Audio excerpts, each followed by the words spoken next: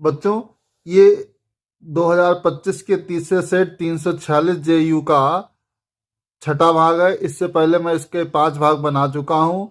अगर आप उन्हें देखना चाहते हैं तो उसका लिंक मैं डिस्क्रिप्शन में दे दूंगा, आप लोग वहाँ से चेक कर लीजिएगा, आपको लिंक मिल जाएगा। अब आगे जो है, हम जो 5 भाग बनाए थे उसमें हम प्रश्न नंबर 7 तक हल कर चुके थे और इस भाग में हम प्रश्न 8 को हल करेंगे। तो जो प्रश्न 8 है हमारा, इस प्रश्न 8 में कह रहा है कि हाइड्रोजन परमाणु के लिए बोहर की अवधारणाएं लिखिए।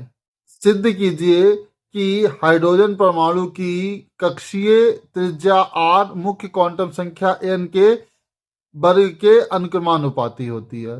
तो बच्चों ये सेम यही प्रश्न जो है वो 2021 में आया था, ठीक है। जो मैंने आपको सेट को पढ़ाया था उसी का हम आपको लिंक दे देंगे, ठीक है। आप उससे इस प्रश्न को देख लीजिएगा। ये जो था 2021 के एफ यू सेट का नवा प्रश्न था, ठीक है। और हम उसका लिंक दे रहे हैं, आप लोग देख लीजिएगा। और ये होमवर्क में आपको हम दे रहे हैं, इस प्रश्न को आप करिएगा। उसमें मैंने बोहर की अवधारणाएं बताई थी और साथ ही साथ ये सिद्ध किया था कि क्वांटम संख्या जो है वो कक्षीय त्रिज्या जो है मुख्य क्वांटम संख्या के अनुक्रमानुपाती होती है। जबकि ये उस प्रश्न में पूछा नहीं गया था, लेकिन फिर भी मैंने उसमें आपको सिद्ध करके दिखाया था, ठीक है। तो हमने जब वहां पे ये किया था प्रश्न में, तो हमने वहां पे सिद्ध किया था कि आर स्क्वायर ये क्वांटम त्रिज्या होती है, आर स्क्वायर प्रोपोर्शनल होता है आर स्क्वायर बराबर हमने सिद्ध किया था n square h square epsilon naught बटे पाई ई स्क्वायर एम, ठीक है। ये आर जो है वो त्रिज्या थी। जैसे ये नाभिक है, नाभिक के चारों ओर इलेक्ट्रॉन घूम रहा है, तो इस इलेक्ट्रॉन के जो घूमने की ये जो कक्षा थी, इस कक्षा की त्रिज्या कितनी थी। इसमें एन जो है ये मुख्य क्वांटम संख्या होती है, एच प्लांक नियतांक होता है, एप्सिलॉन नॉट विद्युतशीलता होती है, पाई जो है 3.14 होता है और एम इलेक्ट्रॉन का द्रव्यमान होता है और ई जो है ये मूल आवेश होता है। इसका मान 1.6 गुणे 10⁻⁻19 कूलाम होता है, ठीक है। तो ये मैंने आपको डेरिवेशन वहां पे करके दिखाया था 2021 के सेट एफ यू में, ठीक है। उसमें ये नवा प्रश्न था, उस प्रश्न में ये पूछा नहीं गया था, लेकिन फिर भी मैंने इसका डेरिवेशन आपको करके दिखाया था।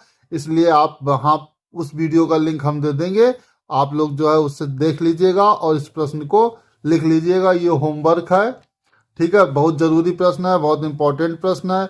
अब अगर आप इस प्रश्न को देखें तो हम इसमें आर स्क्वायर को इस तरह से भी लिख सकते हैं, h square epsilon naught pi e square m, ठीक है। और ब्रैकेट के बाहर लिख देते एन स्क्वायर। ये जो h epsilon naught pi e square m ये पूरा नंबर कांस्टेंट होता है कि उसमें h epsilon naught pi e m ये पूरा का पूरा क्या है, कांस्टेंट है, ठीक है। तो यहाँ आर स्क्वायर नहीं होता, सॉरी बच्चों, यहाँ आर होता है, ठीक है। ये हमने सिद्ध किया था उसमें। तो आर बराबर हमारा ये, अगर हम ये कांस्टेंट हटा देंगे तो आर इज प्रोपोर्शनल हो जाएगा एन, ठीक है। यानी कि जो इलेक्ट्रॉन की त्रिज्या है, इलेक्ट्रॉन की कक्षीय त्रिज्या है, वो मुख्य क्वांटम संख्या की वर्ग के अनुक्रमानुपाती है। ये बात सिद्ध हो जाएगी और यही बात हमसे इसमें पूछी गई थी कि या कहा गया था कि सिद्ध कीजिए कि हाइड्रोजन परमाणु की कक्षीय त्रिज्या आर मुख्य क्वांटम नंबर एन के वर्ग के अनुक्रमानुपाती होती है, ठीक है बच्चों। फिर इसी प्रश्न नंबर 8 में एक हमें अथवा में प्रश्न दिया हुआ है और इसमें कह रहा है कि नाभिकीय विखंडन से क्या तात्पर्य है, ठीक है। और कह रहा है यूरेनियम 235 के एक नाभिक के विखंडन में 200 मेगा इलेक्ट्रॉन वोल्ट ऊर्जा प्राप्त होती है। एक रिएक्टर से 4 मेगावाट शक्ति प्राप्त हो रही है। रिएक्टर में प्रति सेकंड कितने नाभिक विखंडित हो रहे हैं, ठीक है। तो ये न्यूमेरिकल जुड़ा है, लेकिन उसमें पहले आपसे जो है पूछा है कि आपसे पहले पूछा है कि नाभिकीय विखंडन से क्या तात्पर्य है। तो पहले आपको नाभिकीय विखंडन की परिभाषा लिखनी पड़ेगी। ये विखंडन तो पहले हम हेडिंग डालेंगे नाभिकीय विखंडन। नाभिकीय विखंडन क्या होता है, कि जब कोई भारी नाभिक न्यूट्रॉनों की बमबारी से दो लगभग बराबर नाभिकों में टूटता है तो इस प्रक्रिया को नाभिकीय विखंडन कहते हैं तथा इस प्रक्रिया में उत्पन्न ऊर्जा को नाभिकीय ऊर्जा कहते हैं। उदाहरण क्या है? जब यूरेनियम 235 पर न्यूट्रॉन की बमबारी की जाती है तो वह बेरियम Z बराबर 56 तथा क्रिप्टॉन Z बराबर 36 के आइसोटोप में टूट जाता है तथा 3 न्यूट्रॉन उत्पन्न होते हैं और ऊर्जा निकलती है। मतलब एक यूरेनियम जो है वो दो नाभिकों में टूट गया, जिसमें एक बेरियम है और दूसरा क्रिप्टॉन है। इसका समीकरण अगर आप देखना चाहें तो समीकरण जो है वो है यूरेनियम है, यूरेनियम पे न्यूट्रॉन की बमबारी हो रही है तो इससे हमारा एक बेरियम बना और एक क्रिप्टॉन बना और 3 जो है वो न्यूट्रॉन निकल गए। 0n1 न्यूट्रॉन का सिंबल होता है और यहाँ 3 लिखा है क्योंकि 3 न्यूट्रॉन निकलते हैं। कब? जब एक यूरेनियम का विखंडन होता है और ऊर्जा भी मुक्त होती है। ठीक है, तो इस तरह से ये नाभिकीय विखंडन की आप परिभाषा लिख देंगे। फिर उसके बाद इसी में एक प्रश्न पूछा गया है, बड़ा अच्छा प्रश्न है। कह रहा है कि यूरेनियम 235 के एक नाभिक के विखंडन में 200 मेगा इलेक्ट्रॉन वोल्ट ऊर्जा प्राप्त होती है। एक रिएक्टर में 4 मेगावाट शक्ति प्राप्त हो रही है। रिएक्टर में प्रति सेकंड कितने नाभिक विखंडित हो रहे हैं? मतलब प्रति सेकंड विखंडित होने वाले नाभिकों की संख्या बतानी है। तो सबसे पहले तो इस न्यूमेरिकल को हल करने के लिए हम लिख लेते हैं कि हमें दिया क्या है। ठीक है, तो पहले लिखेंगे दिया है। दिया है, क्या दिया है?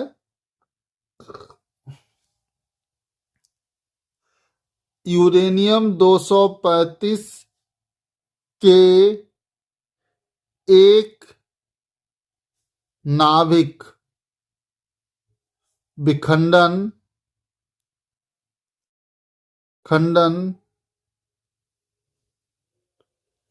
में उत्सर्जित ऊर्जा, कितनी ऊर्जा उत्सर्जित होती है बेटा? 200 मेगा इलेक्ट्रॉन वोल्ट। तो इस मेगा इलेक्ट्रॉन वोल्ट को अगर जूल में बदलेंगे तो हो जाएगा 200, मेगा हटाएंगे तो 10 की घात 6 और इलेक्ट्रॉन वोल्ट को जूल में बदलेंगे तो 1.6 गुणे 10 की घात -19 से गुणा कर देते। तो अब ये आंसर हमारा जूल में आ जाएगा।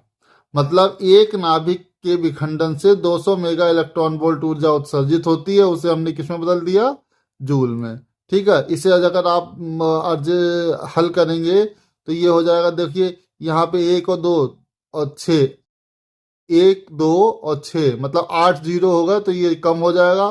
तो ये बचेगा 2 गुणे 1.6 गुणे 10 की घात 8 कम कर देंगे तो 11 -11। इसे मल्टीप्लाई भी कर लो या ऐसे लिखा है तो कोई बात नहीं, कैलकुलेशन थोड़ी आसान हो जाएगी। 2 गुणे 10 1.6 गुणे 10 की घात -19 जूल। अब इसी में कह रखा है कि रिएक्टर की जो शक्ति है, नाभिकीय रिएक्टर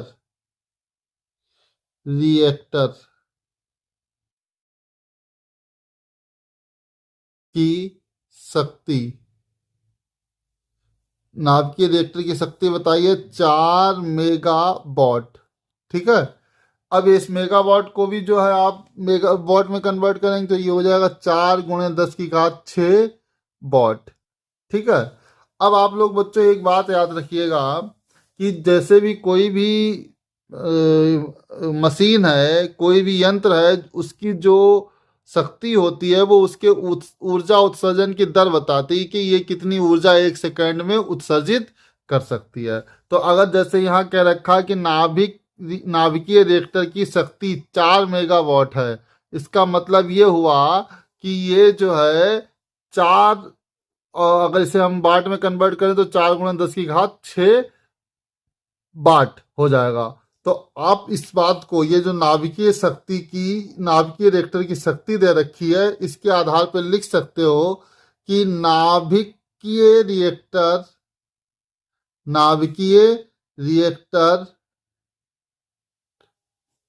1 सेकंड में नाभिकीय रिएक्टर से 1 सेकंड में उत्सर्जित ऊर्जा। बेटा इसी को ही हम शक्ति कहते हैं। नाभिकीय रिएक्टर से 1 सेकंड में उत्सर्जित ऊर्जा, इसी को कहते हैं शक्ति। ठीक है, तो ये शक्ति कितनी है हमारी, 4 × 10⁶। ठीक है, बस मात्रक वाट का क्या हो जाएगा, जूल। ठीक है, यानी कि नाभिक 1 सेकंड में 4 × 10⁶ जूल ऊर्जा उत्सर्जित करता है। अगली बात समझ में। अब अगर हम लिखें, यदि नाभिकीय रिएक्टर में प्रति सेकंड n विखंडन होते हैं। प्रति सेकंड कितने विखंडन होते हैं, n, मतलब 1 सेकंड में कितने विखंडन होते हैं, n। तो आप नाभिक द्वारा 1 सेकंड में उत्सर्जित ऊर्जा कितनी हो जाएगी। अब देखिए, आपको मालूम है कि एक विखंडन में कितनी ऊर्जा उत्सर्जित होती है, 2 × 10⁻1.6 × 10⁻⁻6 जूल। और 1 सेकंड में कितने विखंडन होते हैं, n। ठीक है, तो 1 सेकंड में कुल कितनी ऊर्जा हो जाएगी, n × 2 × 1.6 × 10⁻11 जूल। इतनी ऊर्जा 1 सेकंड में निकलेगी। नहीं समझ में आ रही वो बात, तो देखो फिर से मैं क्लियर करता हूं। प्रश्न में दे रखा है कि एक विखंडन में 2 × 1.6 × 10⁻11 जूल ऊर्जा उत्सर्जित होती है। और हमने माना है कि 1 सेकंड में n विखंडन होते हैं। ठीक है, एक विखंडन में इतनी ऊर्जा निकलती है और कितने विखंडन होते हैं, n। तो हमने इन दोनों को गुणा कर दिया तो हमें पता चल जाएगा कि 1 सेकंड में कितनी ऊर्जा निकलती है। तो 1 सेकंड में कितनी ऊर्जा निकलती है, n × 1.6 × 10⁻11 जूल। और यही 1 सेकंड में उत्सर्जित ऊर्जा हम पहले भी निकाल चुके थे। तो ये और ये क्या हो जाएगा, ये और ये दोनों ही क्या हैं, 1 सेकंड में उत्सर्जित ऊर्जा। 1 सेकंड में उत्सर्जित ऊर्जा, तो ये दोनों हमारा क्या हो जाएगा, बराबर, मतलब n × 2 × 1.6 × 10⁻11 बराबर 4 × 10⁻6। तो n बराबर हो जाएगा 4 × 10⁻6 बटे 2 × 1.6 × 10⁻11। अब हम क्या करते हैं, ऊपर 0 बढ़ा लेते हैं, ये पॉइंट हटा देते हैं। तो ये 40 × 10⁻6 बटे 2 × 16 × 10⁻11 हो जाएगा। ठीक है, अब ये हम इसे जब काटेंगे तो 4 एकम 4, 0, 4 चौक 16, ठीक है, 2 पंजे 10। तो n बराबर आ जाएगा 5/4 × 10⁻, ऊपर चली जाएगी तो ये हो जाएगी 17। इसे भाग करेंगे तो n बराबर आ जाएगा 1.25 × 10⁻17 विखंडन प्रति सेकंड। ठीक है बच्चों, 1.25 × 10⁻17 विखंडन प्रति सेकंड होंगे। ठीक है, अब इसमें जो है हमारा अगला प्रश्न हमारा है 9। ठीक है, 9 में कह रहा है कि ठोसों में ऊर्जा बैंड क्या होते हैं। ऊर्जा बैंड के आधार पर चालकों एवं अर्धचालकों में अंतर स्पष्ट कीजिए। इन पर ताप के प्रभाव की व्याख्या कीजिए। तो सबसे पहले तो हम पढ़ेंगे ठोसों में ऊर्जा बैंड क्या होते हैं। ठीक है, तो आप लोगों को मालूम है ठोसों में ऊर्जा बैंड क्या होते हैं, नहीं मालूम है? तो बच्चों आपने पढ़ रखा होगा, जैसे कोई भी परमाणु होता है, एक अकेला परमाणु होता है, तो उसमें इलेक्ट्रॉन के विभिन्न ऊर्जा स्तर होते हैं। ये इस तरह से दिखाए जाते हैं। ठीक है, ये n बराबर 1, n बराबर 2, n बराबर 3, n बराबर 4, n बराबर 5, इस तरह से ऊर्जा स्तर होते हैं कोई भी परमाणु हो। एक अकेला परमाणु है तो उसमें इस तरह से ऊर्जा स्तर होते हैं। लेकिन होता क्या है कि जो ठोस बनता है तो वो ठोस जो है वो बहुत सारे परमाणुओं से मिलकर बनता है। कोई भी ठोस हो तो उसमें एक अकेला परमाणु तो होगा नहीं, ठीक है, उसमें बहुत सारे परमाणु होंगे। तो वो परमाणु एक दूसरे को प्रभावित करते हैं, वो परमाणु एक दूसरे के को प्रभावित करते हैं। तो प्रभावित करते हैं तो उनके ऊर्जा स्तर भी प्रभावित हो जाते हैं। तो ये जो अलग अलग ऊर्जा स्तर हैं, ये एक अकेले परमाणु में तो अलग अलग ऊर्जा स्तर होते हैं, लेकिन हम जब किसी ठोस को देखते हैं तो हमें उसमें जो है इस तरह से जो है पास पास, बिल्कुल पास पास जो है वो ऊर्जा स्तर दिखाई देते हैं। ठीक है, ये जो बिल्कुल पास पास ऊर्जा स्तर दिखाई देते हैं, इन्हें हम जो है वो बैंड बोल देते हैं, ऊर्जा बैंड बोल देते हैं, ऊर्जा बैंड। ठीक है, क्योंकि ये बहुत पास पास होते तो अलग अलग ये भी हैं, लेकिन ये इतने पास पास होते हैं कि इन्हें अलग अलग देखना बहुत ही असंभव सा हो जाता है। तो हम इन्हें क्या बोल देते हैं, ऊर्जा बैंड बोल देते हैं। ये ऊर्जा बैंड जब ही बनते हैं जब बहुत सारे परमाणु एक दूसरे के पास आकर, समीप आकर, ठीक है, क्या करते हैं, किसी ठोस को बनाते हैं। तो ठोसों में ही जो ऊर्जा स्तर बनते हैं, उन्हीं ऊर्जा स्तरों का एक गुच्छा आ जाता है। ठीक है, उसी गुच्छे को हम क्या बोल देते हैं, हम जो है वो उसी गुच्छे को ऊर्जा बैंड बोल देते हैं। तो देखिए मैंने यही लिखा है, मैं आपको समझाता हूँ कि ठोसों में ऊर्जा बैंड क्या होते हैं। तो बच्चों आइए देखते हैं कि ठोसों में ऊर्जा स्तर कैसे, ठोसों में ऊर्जा बैंड कैसे होते हैं। कि किसी ठोस क्रिस्टल में परमाणुओं के बीच की दूरी काफ़ी कम होती है।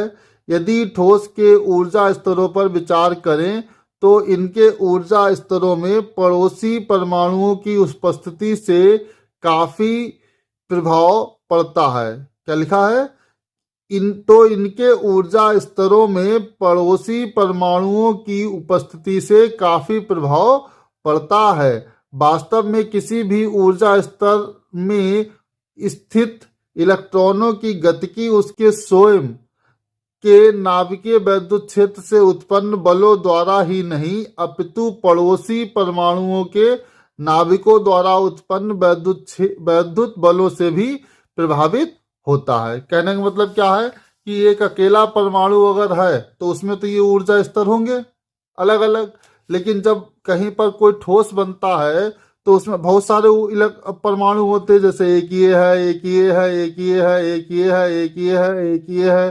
तो ये परमाणु जो है स्वयं अपने नाभिक से तो प्रभावित होता ही है, साथ ही साथ पड़ोसी नाभिक से भी प्रभावित होता है। ठीक है, इसका प्रभाव इस पे पड़ता है, इसका प्रभाव इस पे पड़ता है, इसका प्रभाव इस पे पड़ता है, इसका प्रभाव इस पे पड़ता है, सब एक दूसरे को प्रभावित करते रहते हैं। तो इसलिए जो ऊर्जा स्तर हैं, वो ऊर्जा स्तर जो है वो बिल्कुल चरमरा जाते हैं, बिल्कुल बदल जाते हैं। ठीक है, क्या क्या लिखा है आगे, प्रभावित होता, यह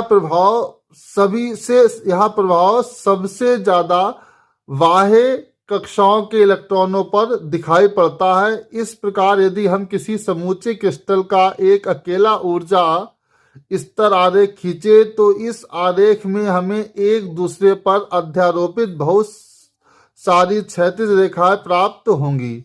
अतः इस प्रकार निर्मित ज्यामिति को ऊर्जा बैंड कहते हैं। तो ये हमने आपको जो दिखाया था, इसी को हम क्या बोलते हैं, ऊर्जा बैंड बोलते हैं।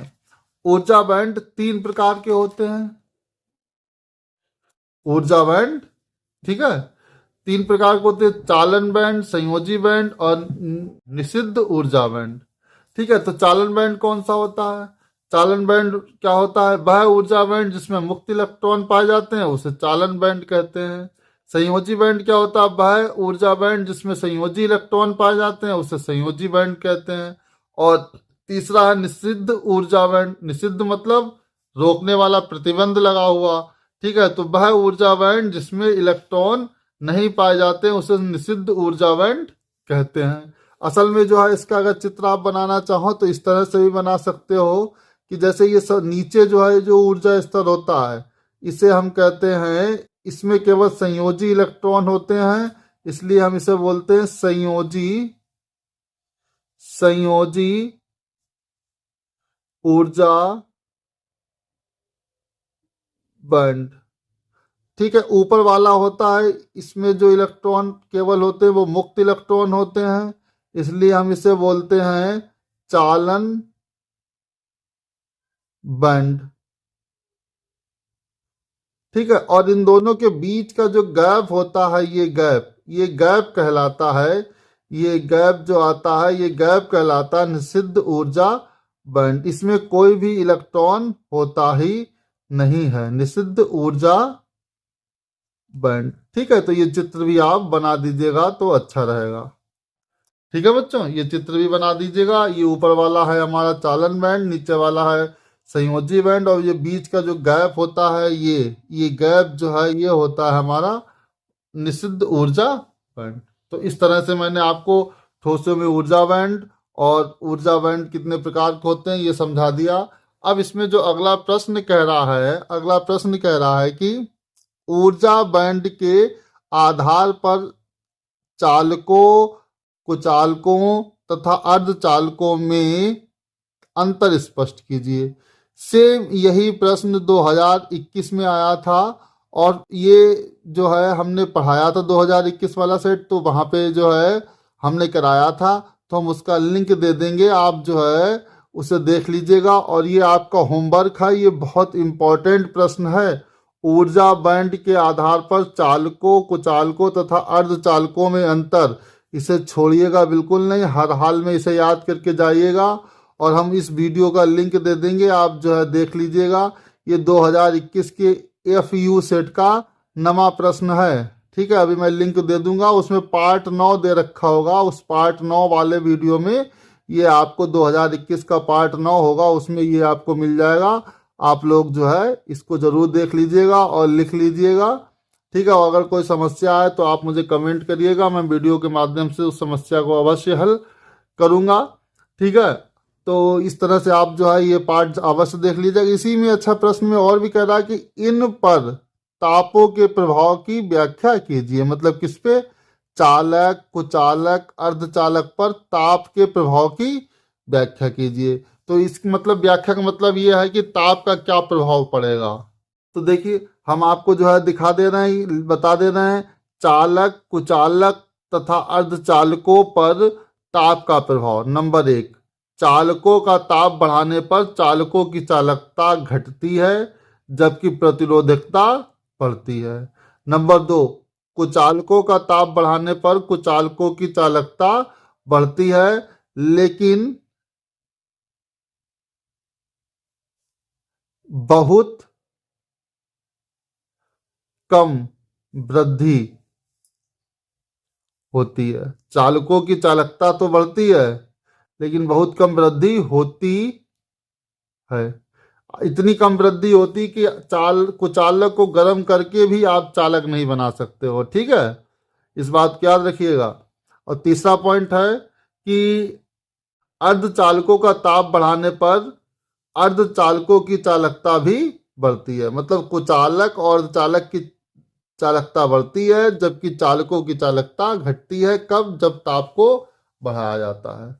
तो इस तरह से हमने जो है ये प्रश्न नंबर 9 आपको हल करा दिया है। ठीक है, अब हमारा जो अगला प्रश्न है वो प्रश्न नंबर 9 में एक अथवा में प्रश्न दे रखा था। उसमें आपसे कह रहा है कि पीएन संधि डायोड की संधि पर अवक्षय परत बनना स्पष्ट कीजिए। ठीक है, ये मोस्ट इंपॉर्टेंट प्रश्न है। ठीक है, इसमें विभव प्राचीर एवं एवलांस भंजन की व्याख्या कीजिए। तो ये प्रश्न भी 2021 में आया था, उसका लिंक मैं डिस्क्रिप्शन में दे दूंगा। और ये प्रश्न पार्ट 9 में आपको मिलेगा, जो हम वीडियो का लिंक देंगे उसमें पार्ट 9 वाला जो लिंक है उस लिंक में आपको ये मिलेगा। 2021 का सेट है, आप इसे अवश्य लिख लीजिएगा। इसमें एक चीज और पूछी है कि एवलांस भंजन किसे कहते हैं, तो ये और आपको मालूम होना चाहिए। ये मैं आपको बता दे रहा हूं कि एवलांस भंजन क्या होता है। ये मैं आपको बता दे रहा हूं कि एवलांच भंजन क्या होता है। तो देखिए, एवलांच भंजन हेडिंग पड़ी है। क्या होता है कि उत्क्रम वोल्टेज बढ़ाने पर प्रारंभ में धारा नियत रहती है या प्रवाहित नहीं होती है, ये भी लिख सकते हो। किंतु बहुत अधिक उत्क्रम वोल्टेज लगाने पर संधि के पास अर्धचालक के सहसंयोजक बंध टूट जाते हैं, जिससे इलेक्ट्रॉन व होल बहुत अधिक संख्या में उत्पन्न होते हैं और धारा का मान अचानक बढ़ जाता है। इस स्थिति को एवलांच भंजन कहते हैं। क्या होता है कि जैसे इसमें क्या होता है कि हमारा जो ये पीएन डायोड होता है, इसमें बीच में ये अवक्षय परत बनी होती है, ठीक है। ये जंक्शन होता है, ये पी मटेरियल है और ये एन। जब पी को हम बैटरी के निगेटिव टर्मिनल से और एन को पॉजिटिव टर्मिनल से जोड़ देते हैं तो इसे हम उत्क्रम अभिनत बोलते हैं। उत्क्रम अभिनत।